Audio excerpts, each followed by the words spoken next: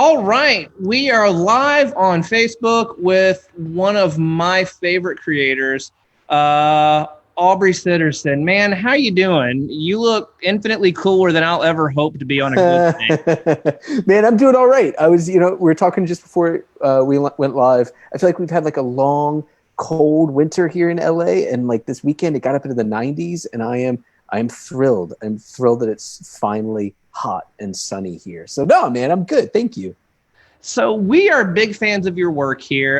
In fact, so I'm a huge fan of No One Left to Fight and a consistent bestseller. In fact, we aren't even open for in-store business. We're doing curbside and mail order, and we once again today sold our last copy of the comic book story of professional wrestling. That's so cool to hear, man. We had the Infinite Realities top, bestseller list. It'd be top 5 for our store. That's so rad, man. I love hearing that because, when Chris Moreno, my co-creator on that, when we were putting it together, we knew, and we talked to our editor, Patrick, at 10 Speed, which is the publisher of that book, that there was this massive underserved audience for this material, right? Like, and there's always been like a perception that wrestling and comics is kind of a hard sell to people, right? Which it doesn't make sense, right? Because there is so much overlap in the fan bases, but wrestling comic books they've always been around, but they come and they go, and they kind of struggle, and there is this kind of received knowledge that they don't do all that well. But we knew that if we could get this thing out there and we could do it the way we wanted to, and kind of offer up this nonfiction take on professional wrestling, and really, we approached it, we wanted to explain to people why wrestling is great. Like that was the thesis for the book, is wrestling something we love, and here's all of the necessary context and information to understand what makes this thing so weird and fascinating and awesome. And so that for it to have played out like it has, and selling, consistently for folks, because it came out in late 2018, so it's been like a year and a half now, and for it to still be selling consistently like that is a dream come true, man. It's really awesome. So what made you fall in love with professional wrestling? Like, do you have that? Because I know as a wrestling fan, like I can narrow in on the couple moments. Do you have that for you? That moment it clicked with you? Yeah, you know what? It's funny. Like wrestling was always around, and it was always on, because the age I'm at is I was fortunate to benefit both from like 80s Hulkamania, and then also like when I was young and like really like little kid, and then by the time I got into high school, it was full on Monday Night Wars and Attitude Era and NWO and all that stuff. So I got to benefit from both of those like massive boom periods, and so wrestling was always. And I grew up in the South, right? I grew up in Virginia. Yeah, so you're a wrestling person. Yeah, man, Virginia's flair country for sure, and so it was always around, but I was never I wasn't really a hardcore wrestling guy until adulthood. And it came much later for me. I was familiar with it and I was conversant in it, but I wasn't, and I would watch it if it was on. And I spent ungodly amounts of time playing wrestling video games with my pals growing up.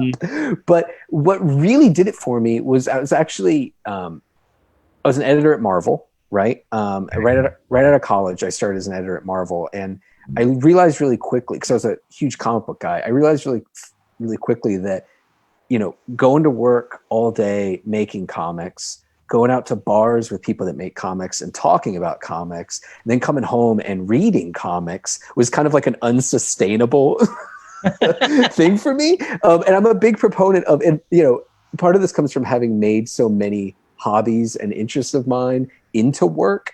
I'm a big proponent of keeping that separation, and that I think it's healthy to have interests outside of your work. And so I was flipping around on the TV on like a Sunday night, and I forget whether it was Velocity or Heat. It was one of those I feel like Sunday night would have been Heat. Yeah, it was like one of those like C or D level WWE shows.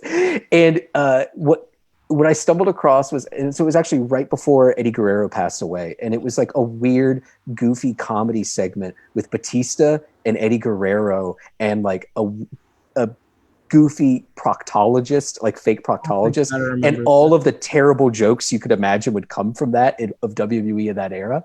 And I was smitten. I was, I loved, and that's the moment it clicked for me. Like all the similarities between, a long running wrestling promotion like WWE and long running superhero universes, just in terms of the serialized storytelling and never getting to leave act 2 and the use of nostalgia and heel turns and face turns. Like it was a real like moment of clarity when like the planets aligned and I saw, oh my God, these are there. And I've since come off of this, but at the time I felt like these are exactly the same. These are totally the same thing. And this is a way for me to get that action-based morality tale, serialized storytelling hit in a way that isn't my job. And from there, I just fell down the rabbit hole, man. So, what made you want to chronicle the history of professional wrestling? Well, it's funny. It's not actually a project that I pitched. So people ask me all the time. They're like, oh, how did you come up with this? And what was the genesis for this idea? And truthfully, the genesis for the idea was my editor calling and asking me to do it. Because at the time, Okay.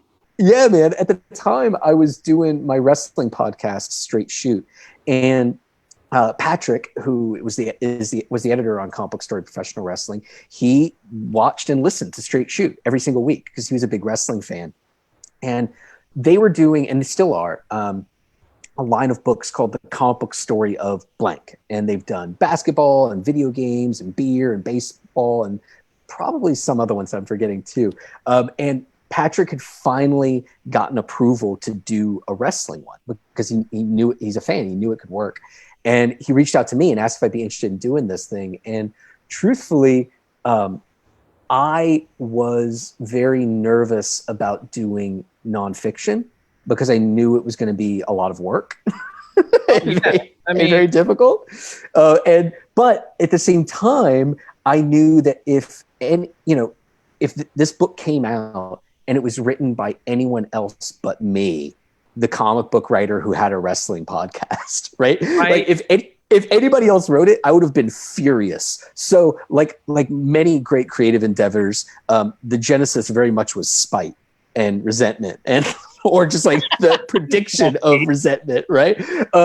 So yeah, no, it was funny. So I sat down and I was fortunate enough that I, just by virtue of being a wrestling nerd, I had done enough reading and research just as part of my show and just personal interest that I knew enough to make an outline, right? And so I made this like page by page breakdown for the entire 170 page book of here's what's going to go on each page and here's what we're going to cover on every single one, because I wanted to make sure that we covered everything because we had a lot to get in there.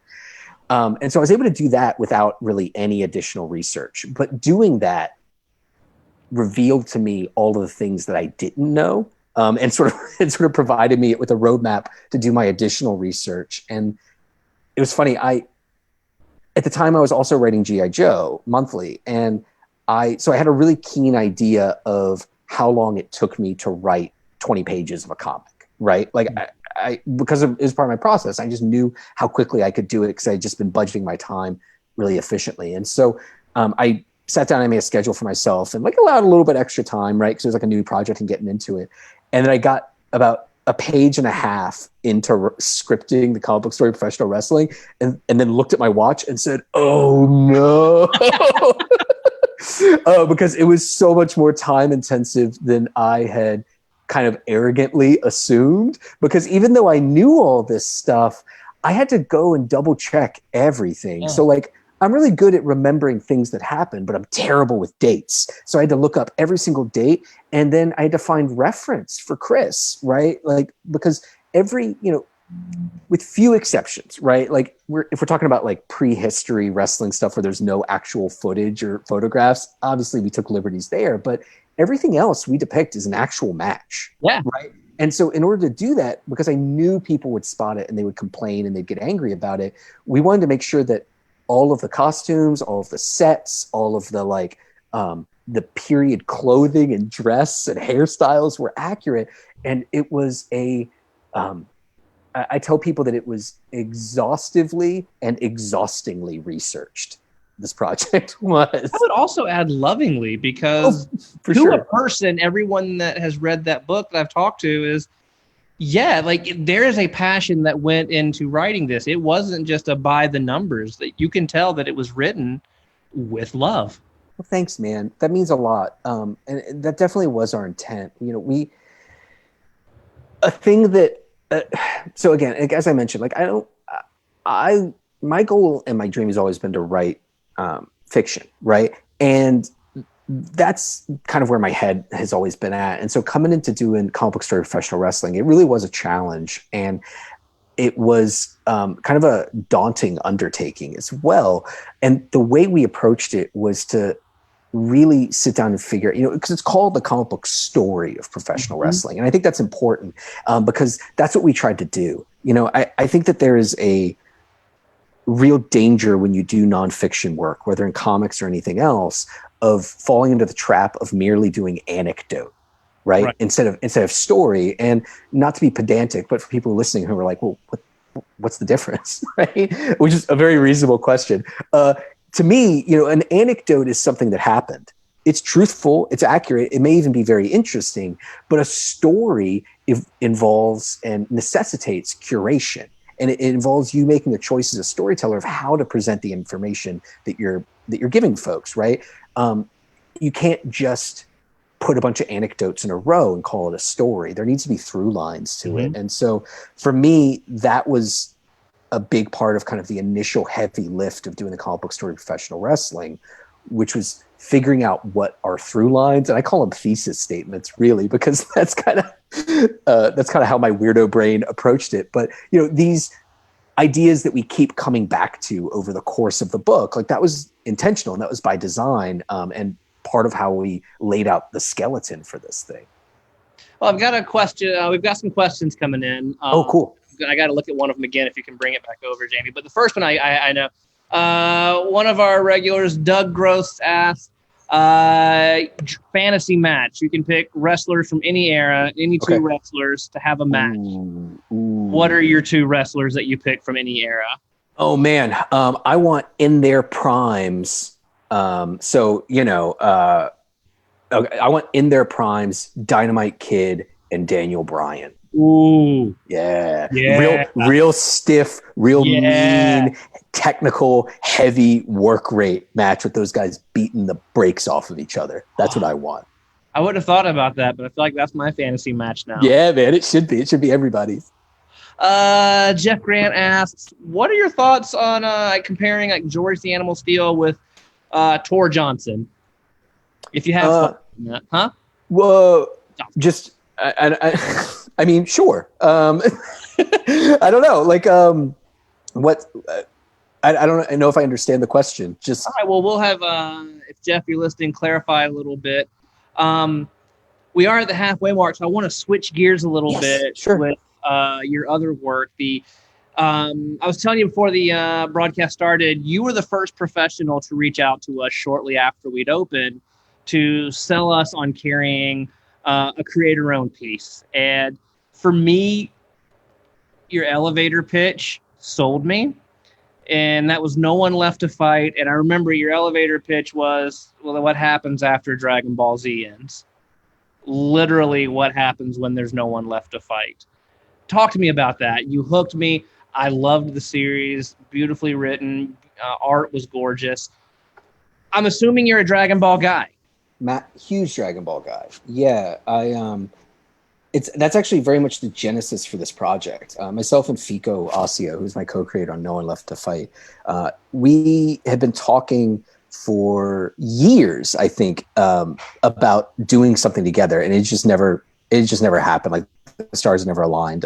We were both doing stuff within like the Hasbro universe at IDW. I was doing the G.I. Joe stuff, and he was doing mostly like Transformers centric stuff. So we were kind of across the aisle waving at each other. But we hung out a lot every year at San Diego Comic-Con. He's from Buenos Aires, and he comes up every year for that. And we were standing, we've been talking and we've been kind of emailing and hadn't really landed on what it is that we wanted to do yet.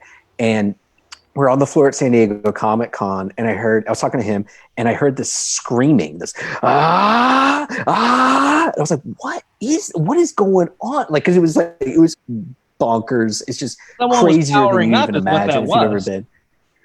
Well, dude, funny you should say that, because at the Funimation booth, they had this thing where you could get in this booth, and they would film you with the green screen and like Super Saiyan you out while you were powering up. And they were like blasting out over the loudspeakers, people screaming. And he told me, he was like, "Oh, dude, it's so cool. It's this thing." He's talking about it. And I was like, "Oh, are you a Dragon Ball guy?" And he says, "Oh, I'm a huge Dragon Ball guy." And that was the beginning, man. And when he went back to Buenos Aires and I came back to LA, we started emailing back and forth, kind of just listing to each other all the things that we love about Dragon Ball, right? Like all the things that hooked us and that made us fall for not just Dragon Ball, but more broadly, like fight manga, right? Mm-hmm. Like whether it's shonen or seinen. So, stuff like One Punch Man and JoJo's Bizarre Adventure and Fist of the North Star and Naruto and all that stuff, right? We started making this big list, and we realized that list was kind of like the recipe for the project that we should be working on.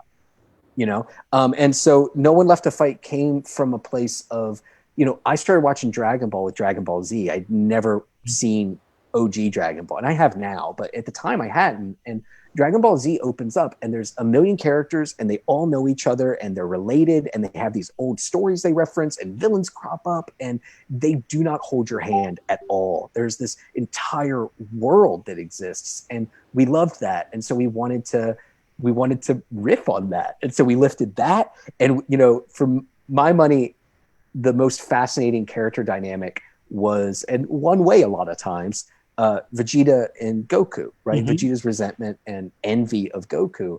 And so we lifted that too. And that was our starting point. And from there, I think that, if you read the first issue of No One Left to Fight, it's very much clear what we're lifting from Dragon Ball. But as you go on and as it progresses, it becomes its own thing in a very real way. And so that was the starting point, and it certainly was a pitch that we leaned on. But I hope that as people read it and continue on with it, that they'll see that, there's kind of a lot more brewing beneath the surface than just Dragon Ball fan fiction, Well, no, and that's how you sold me on it, both as retailer and a reader, because Dragon Ball Z, Dragon Ball is one of the three. I'm not an anime guy, but it's one of the three animes that I adore. So you hooked me on that, but what really got me was how quickly it becomes its own thing. Like that first issue, I'm like, oh, there's Vegeta. Oh, hey, I get what they're doing here. But by issue 2, it's its own thing. So, I mean, obviously that's by design. Yeah. We really wanted to play with this idea that Goku, Vegeta, Bulma, I was going to say Krista, who's kind of our Bulma stand-in, but, these are not just characters, they're archetypes, right? And something I told people a lot, like when I was doing kind of the press rounds for No One Left to Fight is, Dragon Ball has been around for 30 years now, right? More than that, I think, even, so the character of Goku has existed for 3 decades. There are generations of people who have grown up watching Dragon Ball in some iteration, right? And that's impressive enough as it is, but stop and think about this. For a piece of IP, for a character like that to exist for 30 years, that's how established Spider-Man was in the 90s. Yep. Right? So I know a lot of people, when you compare it to something that's existed since the 60s or the 40s, even for like Superman and Batman, stuff like that, it doesn't have quite this, it's not quite as impressive, but it's pretty impressive, man. And it is seeped into our kind of pop culture DNA in a way that made it possible for us to kind of lift these archetypes and allow them to do kind of like the heavy lifting of establishing our world and a baseline. And so I'm thrilled that you think that you agree and that you think that kind of by issue 2 we're kind of spinning off in a different direction, because that was only possible because we were able to make use of such powerful archetypes that have been so well established over the years. We have one of our regulars, Mark Connor, has just asked us, can we talk about the color palette choice? That is One thing. That is hands down one of the most visually distinct comics that we had on the shelf last year. Can you talk a little bit about that color palette? Of course. Yeah. So Fico colored the book himself. Around issue 3 or 4, I believe, Rafael Avila came in and started assisting him with it. But that means that Fico developed this look and this aesthetic on his own, right? This wasn't a thing. This was not a assembly line comic book, right? Where he did the pencils and inks and then left the color up to somebody else to figure out. This color approach was always part of the pitch and what, like, the identity of this book. And it came from a couple places. One is that, as much as No One Left to Fight is influenced and inspired by shonen and seinen fight manga, Fico doesn't draw like that at all, right? Like he'll lift some of the tropes, right? Like they have brightly colored hair and some of the accoutrements, and definitely like the big blasts and the energy blasts and things like that. He'll lift some of that stuff, but Fico and myself as well are very much rooted in the American comics tradition, right? And so we knew that part of the appeal of No One Left to Fight and part of the pitch and the idea, right? Again, like the thesis statement for this book. All my projects have thesis statements, which is a fun way to make your work sound more boring than it is. But part of the thesis statement for this thing was doing what we love about fight comics, right? And fight manga and fight anime, which is one of the most popular subgenres in the world, right? All those series I listed earlier, Dragon Ball, One Punch Man, My Hero Academia, Naruto, JoJo's Bizarre Adventure, Fist of the North Star, Baki, Kengan Ashura, there's a bazillion of them. It is massively popular all over the world. And yet it's a genre that by and large, American creators don't touch and they don't play around with. And I don't think there's really any reason for that beyond just momentum, right? And inertia. Mm-hmm. And so we wanted to do an American fight comic. We wanted to do everything we love about these fight mangas and animes, but in an American style comic. And so, while most people view manga as black and white comics, because most of them are, we wanted to go the other direction. And we wanted to make it absolutely eye-searing and just grab you by the throat and pull you along for the journey, right? And part of that comes too just from Fico and my personal visual aesthetics, and that we're not a huge fan of the kind of darker, more dour color palettes. And I think that, it's a stylistic thing and the pendulum swings back and forth, to be sure. But for a good long while now, it's felt as if coloring a comic dark and gloomy and monochromatic is a way to indicate how smart it is, right? And this has been a consistent trend going back to Chris Ware. I like Chris Ware. I think is kind of like patient zero for it in like the 2000s, right? Where he brought this really innovative, simple kind of dour color palette to explore all these, to explore all these very intense personal emotional issues. And that since spiraled out to all of comics. And we are not huge fans of it personally. We like pinks and turquoise and yellows and bright oranges. So we completely went for it. And it's just, the thing that most impresses me about the color palette isn't how bright and eye-searing and gorgeous it is, although that's fantastic and I love it. It's that Fico and Rafael have shown that you don't need dark monochromatic colors and kind of dull looking scenes in order to make things feel emotional or intense or sad or anything. You can conjure up these emotions with a brighter, more powerful color palette. And I think that not only can you should, because this is a strength of comics, that we don't have to worry about light sources. We don't have to worry about color corrections and, these things that film and television have to worry about in terms of keeping scenes consistent. We can get expressive and we can go non-literal with our color choices sometimes and ensure that the colors we're using are keyed to the emotional states, but in a way that's still visually exciting. And I think that like, to me, that's the most impressive part about the colors on the book. Well, and what's cool about it is that, to your point, there are some very emotional sequences in this book. Specifically, there's a sequence where, correct me, how do you say what's the correct pronunciation of our protagonist's name? I say Vale. Yeah, so there's a sequence where Vale is basically imagining what could have been with a female character that involves everything that the happily ever after would be, and you don't drop that color palette. It is done with the turquoises and the pinks and the bright oranges. And for me as a reader, because that was so new for me, the impact hit a little bit harder because I hadn't seen that before. Yeah, or it's rare that I see that before. Yeah, I think it's powerful, man. And I think that there's something to be said for that juxtaposition, right? Is that, you know,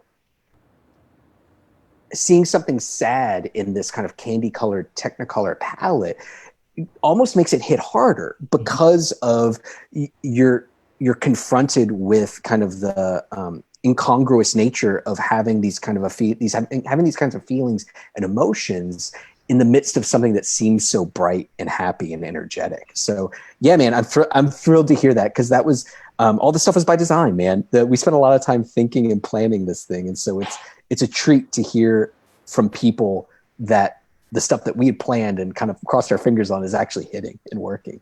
Well, when does the next chapter? When, assuming like after COVID, but are there plans for another chapter? Because obviously this is a chapter 1. So yeah, and there's a big old number 1 on the spine, right? What's that? There's a big old number 1 on the spine. Yeah. So, you know, we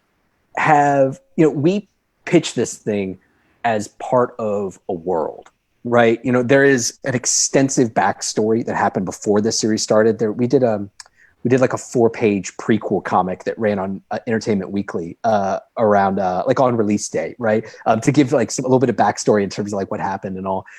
So man, we have Fico and I get on the WhatsApp chat like daily practically, and we've talked about like stories years into the future, right? Like 3 or 4 sagas into the future. So man, we've got enough stories to keep going until both our characters and us are old and gray.